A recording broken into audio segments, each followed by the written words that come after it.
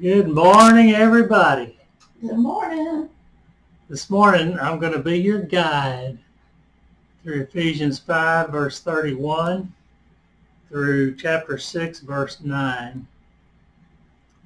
Last week, we looked at responsibilities in marriage between husband and the wife. We saw this in Ephesians 5, verses 22 through 30. Today's study is actually, the first few verses of today's study is actually part of the same subject matter as that of last week. Last week in verse 21, we actually started with verse 21, which sets the tone for the study of the day. Submit to one another out of reverence for Christ. To be sure, this is mutual submission in marriage as well as any other situation between two Christians. This is mutual submission in Christ. It's submission through Christ. It's submission with Christ.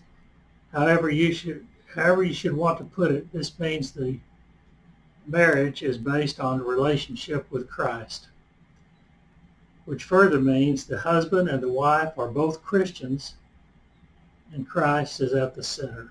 That's the ideal situation. This is the ideal situation for a marriage, but I will tell you, regardless of whether both are Christian, marriage is ordained by God, it's designed by God, it's defined by God. All marriages between a man and a woman are sacred. All right, verse 22, just by way of review, verse 22 said, "Wives, submit yourselves to your own husbands as you do to the Lord." The wife is to submit to her own husband. This is not a situation where all women are to submit to all men. It just has to do with marriage. We're talking about submission within a marriage where the best interest of the marriage is the primary goal of the husband and the wife. We saw that the primary words in the teaching are submission and love. That was agape love. The wife is not submitting in a master-slave relationship, but a relationship where the husband loves her deeply, even more than he loves himself, and even as Christ loves the church.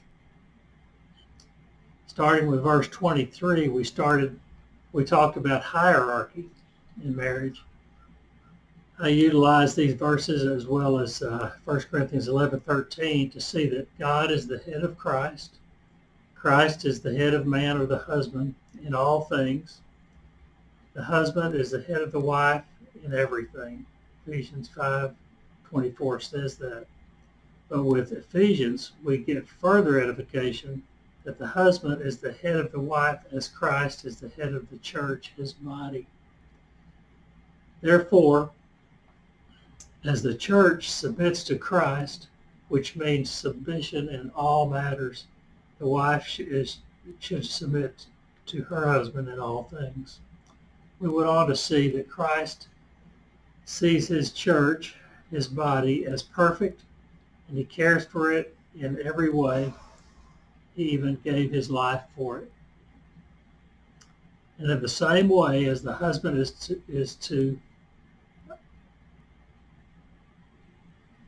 to care for his own body, taking care of it, he is to care for his wife as his own body. As a matter of fact, in verse 25, the husband is commanded to love his wife as Christ loved the church and gave himself for it. It's not an emotional thing, it's a command. The Greek word for love in that case was agape. It's the highest form of love. It's a totally self-giving love. In fact, with this kind of love,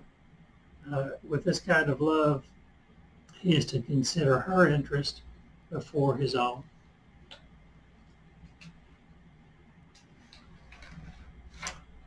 We closed out our study with verse 30. Verse 30 says this,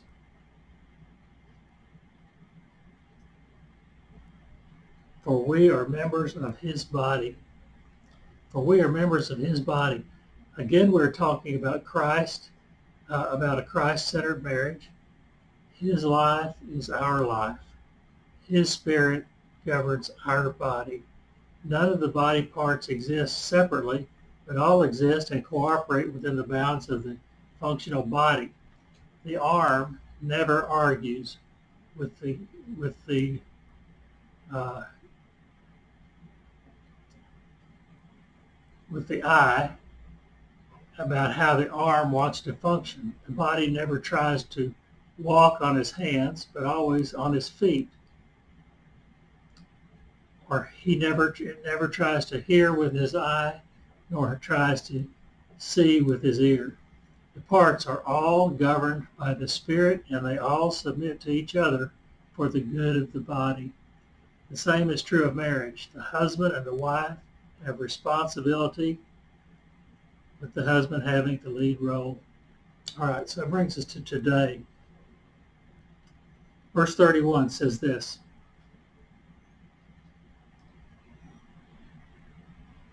"For this reason, a man will leave his father and mother and be united to his wife, and the two will become one flesh." This is a quote from Genesis 2:24.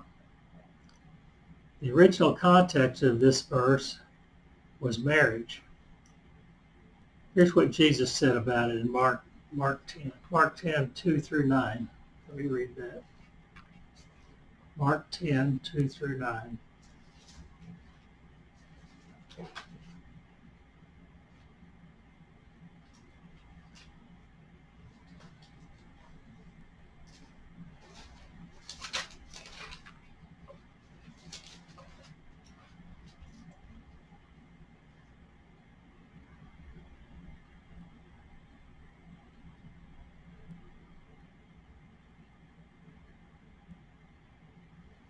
Okay, Mark 10, verses 2 through 9.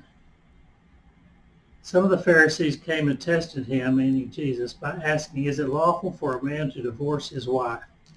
"What did Moses command you?" he replied. They said, "Moses permitted a man to write a certificate of divorce and send her away." Jesus in verse 5 is speaking, and he says, "It was because your hearts were hard that Moses wrote you this law." Jesus replied, "But at the beginning of creation, God made them male and female. For this reason, a man will leave his father and mother and be united to his wife, and the two will become one flesh. So there are no longer two, but one flesh. Therefore, what God has joined together, let no one separate."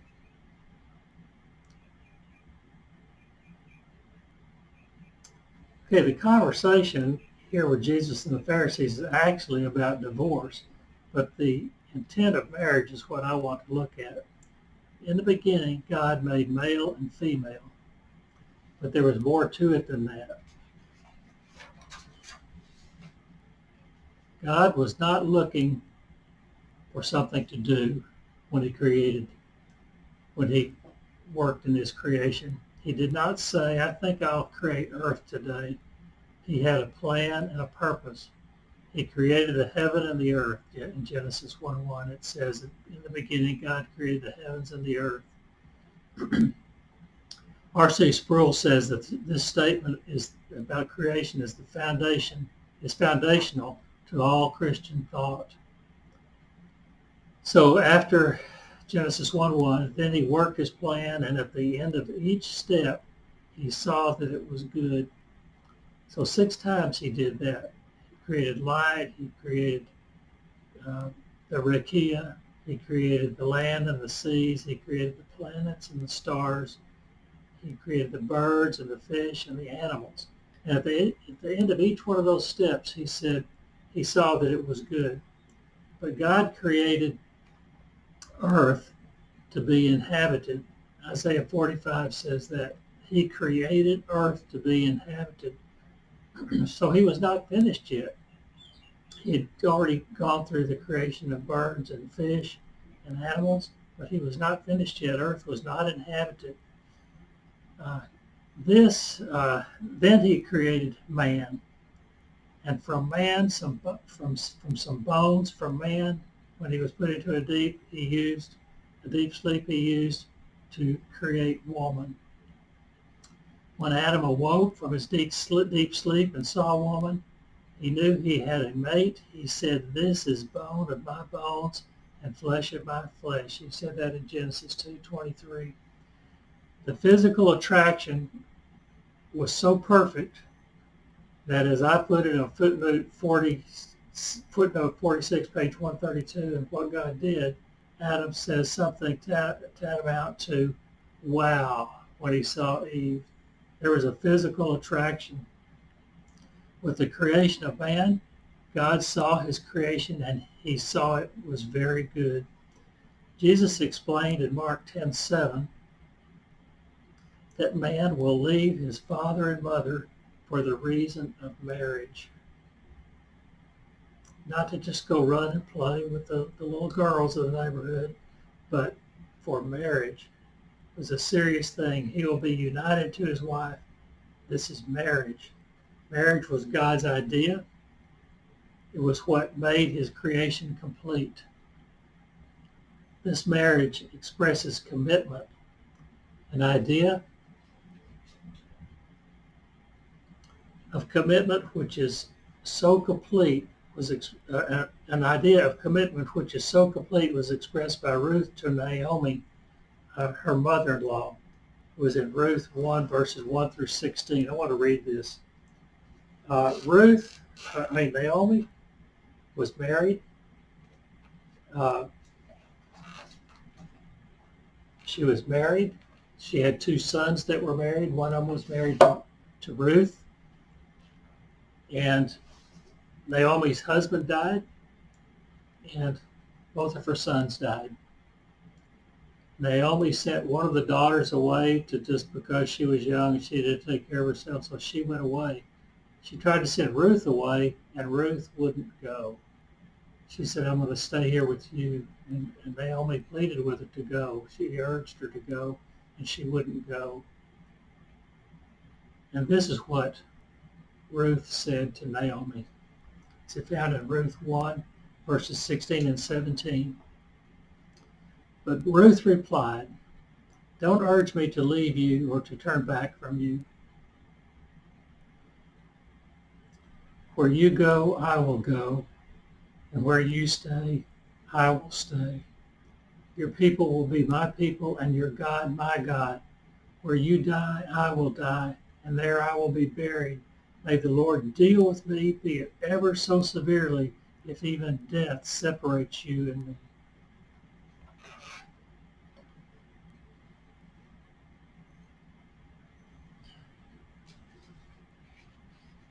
Those verses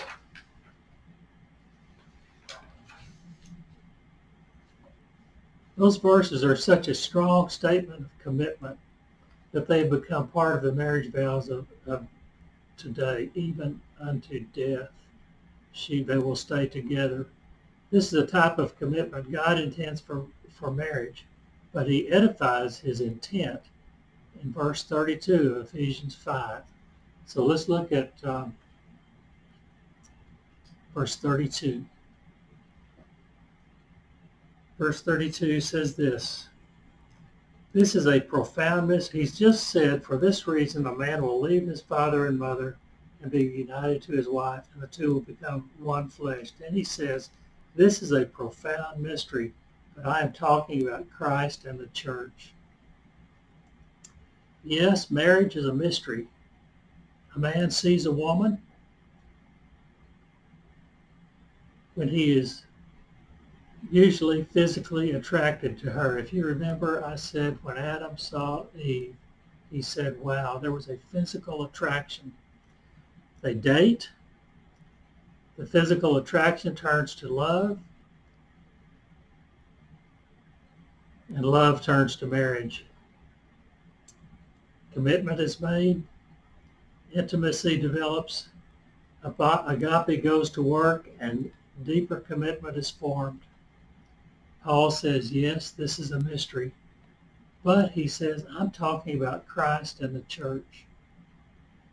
We have already said many times that the husband is to love his wife with the same kind of love and the same level of commitment that he had for his bride, the church. Paul is saying this is still what it's all about. It is still a mystery, something that can only be known through revelation from God. That mystery is how marriage is to be like Christ and the church.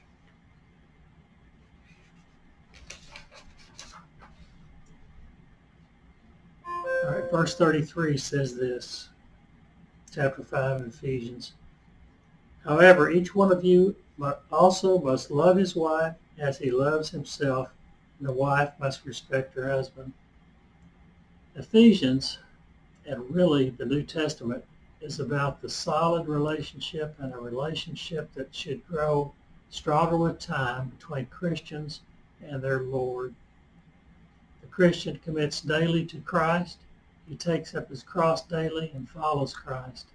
In the same way, husband and wives are to commit daily to each other and to their marriage. Okay, that finishes up chapter 5. And we're going to spend a few minutes and go through the first 9 verses of chapter 6. It's about children with their parents and slaves and masters. So it should be interesting. Chapter 6, verses 1 through 4 are instructions for children and their parents. Verse 1, chapter 6, children, obey your parents in the Lord, for this is right. Obey. Children and slaves are told to obey. This is a conscious shift from the wives being told to submit to their husbands. Obey your parents. That does not mean obey your Christian parents. It means because of the child's relationship to the Lord, it's on the child to obey. You are to obey your parents, whoever they are. Paul says, do this, for this is right. That's what he says there in verse 1. This means from a Christian perspective, this is right is similar to some other verses we read, which it was talking about some various characteristics. It says, don't let this be part of your life.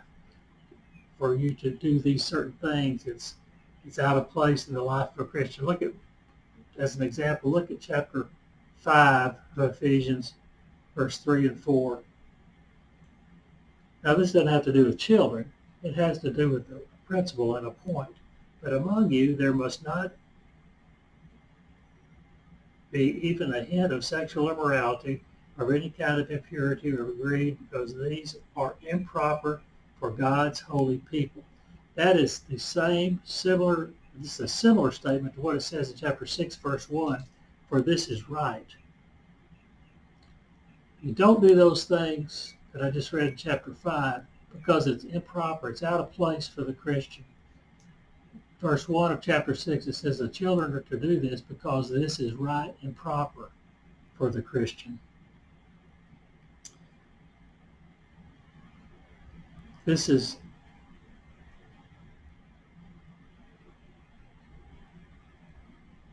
that sort of thing.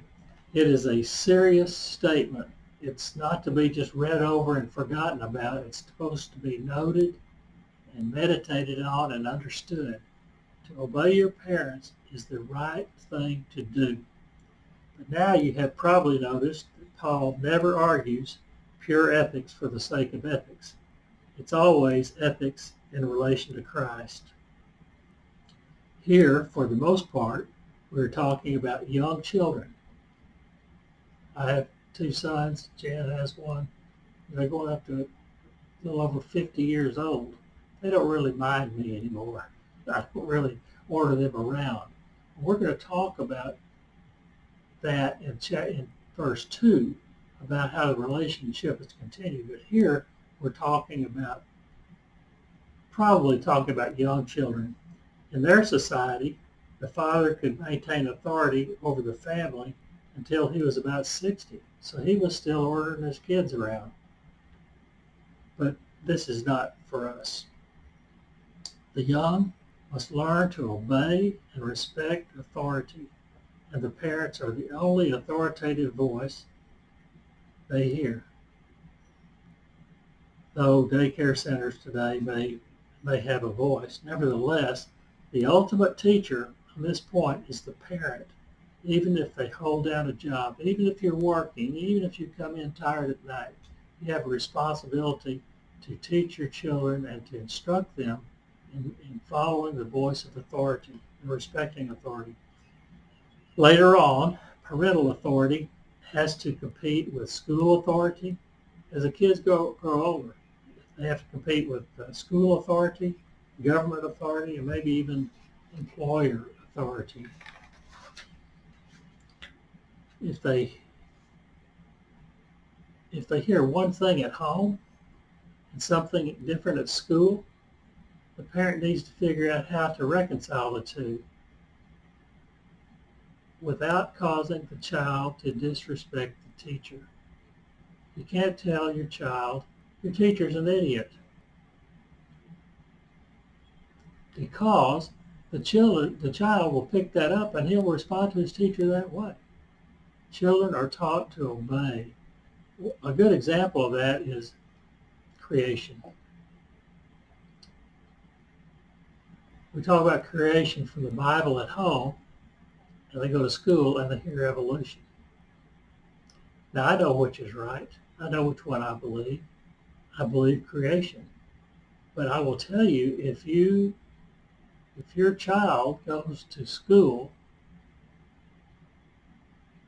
with the attitude that that is right, which it is right, and it's proper for them to accept it as right, if they go to school and they answer test questions based on creation rather than evolution, they will fail.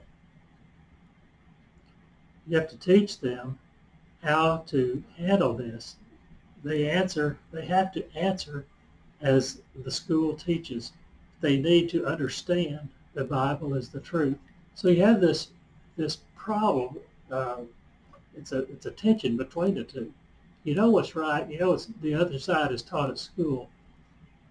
You can't tell your child in the public school to answer creation questions with evolution answers, or evolution questions with creation answers. It just does not work for their educational development.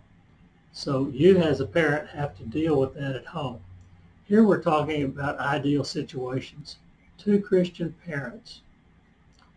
The authority of the parent may be expressed in less than ideal ways. He may be just not be a really great parent, but the child needs to understand they are still supposed to be obedient to God and therefore be obedient to their parents. Of course, this is true except in sinful or dangerous situations. So there's exceptions, but the ideal answer is children are to obey their parents. Okay. Verses 2 and 3. Let me read those together. Chapter 6, verses 2 and 3. Honor your father and mother, which is the first commandment with a promise, so that it may go well with you and that you may enjoy long life on the earth. Flip over to Exodus 20, verse 2.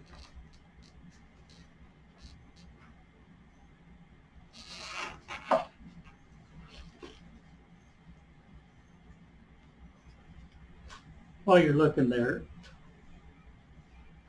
Exodus 20, or this idea about honoring your father and your mother, is quoted 5 times in the New Testament.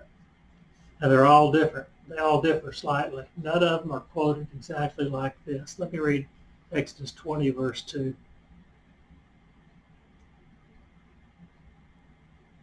No, it's not right. It's verse 12 is what it should have been. Exodus 20, verse 12.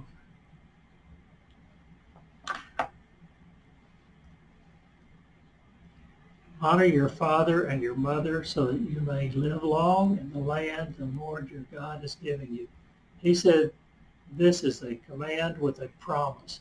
In Exodus 20, verse 2, The promise is you honor your father and your mother, and the promise is so that you may live long in the land the Lord your God is giving you. If you recall, they got this when they were coming out of Egypt. They were going to a place called the Promised Land, which they didn't get to go to for 40 more years because of their unbelief and their spiritual unfaithfulness to God. But that was the promise. Honor your father and your mother so that you will live long in this land.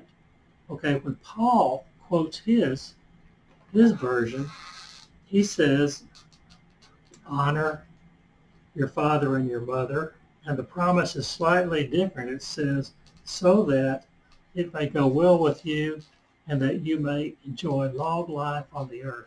It's the same idea. Honor your father and mother, and the promise is you will enjoy long life.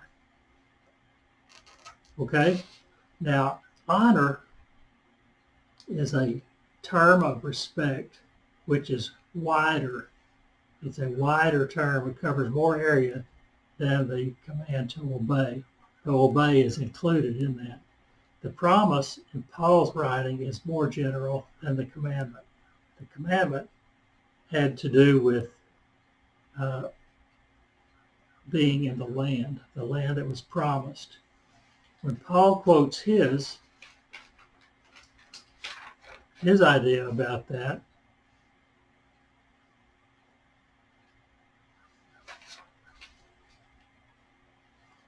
it was a general situation about just living, daily living, wherever you are. That's what we're talking about. Your parents would be teaching you the right and proper way to live your life, and what will happen is good things spill over into your life because of proper teaching from them. You're going to get ideas. You're going to have ideas about morality taught to you. You're going to have ideas about drinking and smoking and doing drugs. In terms of today, get those things taught to you, and because you're honoring your father and mother and obeying the things that they're teaching you there, the natural thing is for you to live a longer life. Okay, so that's what we're talking about there. Then you go to verse 4. Let me read verse 4. Verse 4. Fathers, do not exasperate your children. Instead, bring them up in the training and instruction of the Lord. Exasperate is not a word we use a lot. We should. Exasperate means make you angry, irritate, or frustrate intensely. Don't frustrate your kids. Don't irritate them just for the fun of doing it. Don't make them angry. You need to be patient with them in your teaching and your discipline, and help them to understand the ways that they're going, the things they need to, where they need to be going, where they're going is wrong, what to learn, what to teach, and all those things. He says, bring them up. That means nurture them. This has a tender sound to it. It doesn't. It's almost the exact opposite of exasperate. Bring them up, nurture them. And he says, in training and instruction, this is teaching, and it's teaching of the Lord. It actually said, bring them up in the training and instruction of the Lord. So you're teaching them the things that they need to know. Ideally, this is from the influence of two Christian parents. Now, obviously, that's not the way it is all the time. That's the ideal. Ideally, this is from the influence of two Christian parents teaching God. And if there's only a single Christian parent, then you have to make adjustments. You've got a bigger load to carry. If you're the father or the mother and you're single with children, you have a bigger load to carry than if there's two Christian people. But nevertheless, it's still your job. Don't exasperate your kids. Ideally, what you're going to be doing is teaching them godly principles, maybe even undoing at home in a Christian way what happened at school. That's the thing. We talked about evolution and creation a minute ago. It's the same thing. They're going to hear things at school that you might not like. You can't tell your child just to disregard them. You have to teach them how to deal with it, how to understand what it's all about, and how to deal with it. They can't be screaming in the face of their teachers. You have to teach them how to handle things. And on another matter, we used to say that we need to be doing these things at home, but what has happened is, in many cases, what we've done is leave the training of our children to church. I'm just going to send them up there to church and let them do it. They'll teach them the right things. Well, that's true. They will teach them the right things. That's Sunday morning. What about Monday through Saturday? They need to hear from you as a parent. They need to understand the things of God are not just a Sunday morning thing.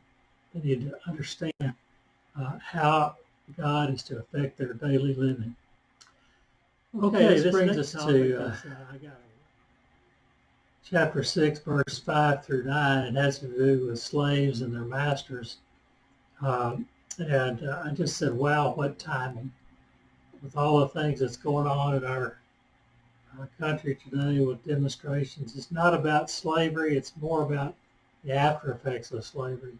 So we're not going to really be talking about either one of those two things for today.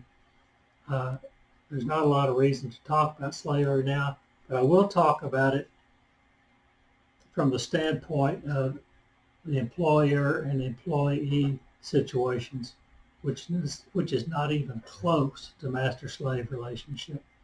But before I do that, I have a couple of comments I'd like to make. Here Paul was not suggesting a change to economic culture of the day. He was not saying do away with slavery. But it is hard to see how mutual submission and accountability under Christianity should not have broken the back of slavery right then. The same is true of slavery in the United States in the 16, 17, 1800s. How could Christians not see it? Okay. Let's look at verse 5. We're going to talk about this from the standpoint of, even though it's written in the context of slave, master and slave, we're going to talk about it in the context of employer and employee, not in any way implying that the employer is master over the employee. So let's look at verse 5. Slaves, obey your earthly masters with respect and fear and with sincerity of heart, just as you would obey Christ. We don't have fear and trembling or obeying earthly masters in employer-employee relationships, but we do have company policies and human resource departments to contend with. We are told here to follow with sincerity of heart and obey these company policies and anything else in your job description. That's what I want you to hear. You have a responsibility to follow with sincerity of heart the policies of the company, but also what's in your job description. If you're asked and you're made aware of how you are supposed to be performing within moral bounds and legal bounds, of course, you're made aware of how you're supposed to be doing your duties and what your duties are, you have a responsibility to adhere to those and be faithful to them. Presumably, and we're told to do that as you would obey Christ. Presumably, it is not your company, so these policies and your job descriptions were in place when you agreed to work there. So if you don't like it after you get there and you knew about it before you got there, well, you got something else you got to deal with. Complaining and slacking off because you don't like it is not an option for a Christian. All right, verse 6.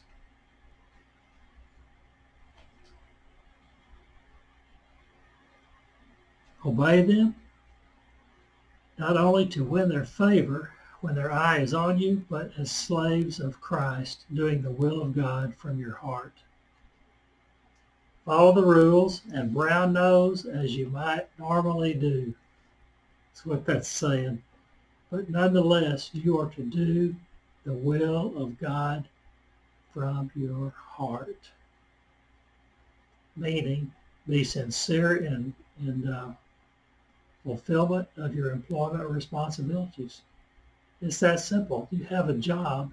You're hired to do that job. You're made aware of what that job is, and you are told here to do the will of God from your heart relative to that, well, in all things, but including your job. Verse 7 says, serve wholeheartedly as if you were serving the Lord, not people. Wow. Give it your best. Wholeheartedly, it says. Christians should be the best employees they have, bar none. And I'm not kidding about that. Here he says to serve as if serving the Lord. That goes way beyond being a company man. Serving the Lord has a lot deeper responsibility than serving your company. But this says to serve your company as you would serve the Lord. All right, let's look at verse 8. Verse 8, because, he says in verse 7, because you know that the Lord will, I love this verse because it hit me with such surprise. Let me read 7 into 8. Serve wholeheartedly as if you were serving the Lord, not people. And then verse 8, because you know that the Lord will reward each one of you for whatever good they do, whether they are slave or free. What a reminder this is. This has to do with the judgment seat of Christ. And I'm not sure I would have recognized that before we had our study in Revelation. Your salvation is secure. You're saved. You're not going to lose that. Your salvation is secure. Your reward in heaven, though, will be determined at the judgment seat of Christ for the Christian. Only Christians go to the judgment seat of Christ. That's a different kind of judgment, the judgment for salvation. Your salvation is secure. The judgment seat of Christ is where you stand before Christ and you receive your appraisal of how you lived your life as a Christian. Remember talking about that? You know, it's not all over when you get saved. You don't just get to coast. You got the problem now of doing the will of God.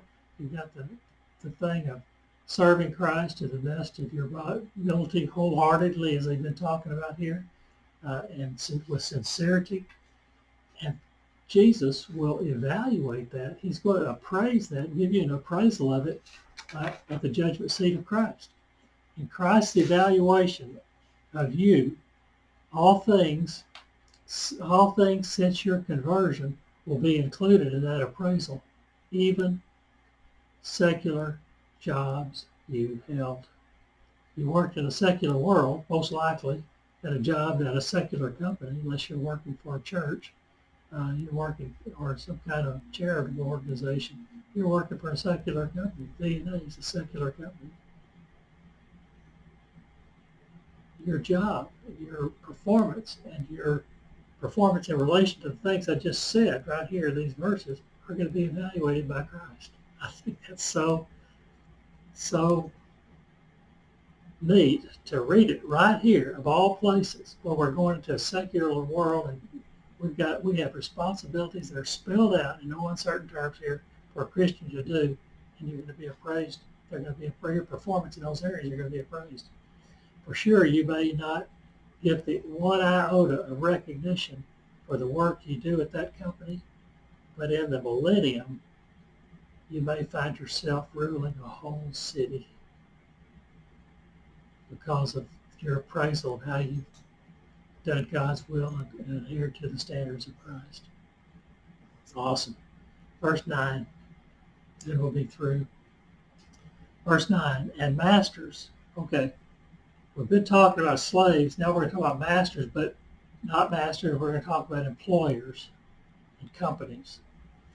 And masters, treat your slaves in the same way. Do not threaten them, since you know that the one who is both their master and yours is in heaven. and there is no favoritism with him. For starters, your employer is not your master. You have one master, and that is Jesus Christ. Mutual submission is what we're talking about here. Mutual submission between master and slave. Mutual submission between employer and employee. Employers won't understand that. They're not going to understand having to submit to their employees. But there is a submission. If they're Christian people, there is a certain kind of submission that's expected. When I was in the working world, before I had my own company, I used to say to myself, hear me say that, I used to say to myself, not anybody else, that it is my job, my responsibility to do the best job I can possibly do on every project working at another company. It is their job to keep me happy. If they are not keeping you happy, then kicking and screaming and griping about it rarely does any good for you. You just need to find another job or change your attitude. That's your only two choices. Of course, you pray about it, but usually when you pray about it, your attitude gets changed. All right. You serve Christ first. You're in a unique situation in working for an American company, and I am serious about that. You're in a unique situation where you do not serve any employer for life. You can always leave for another job. Okay, that's all we have for today. Next week, we're going to start talking about the full armor of God, and I can't wait.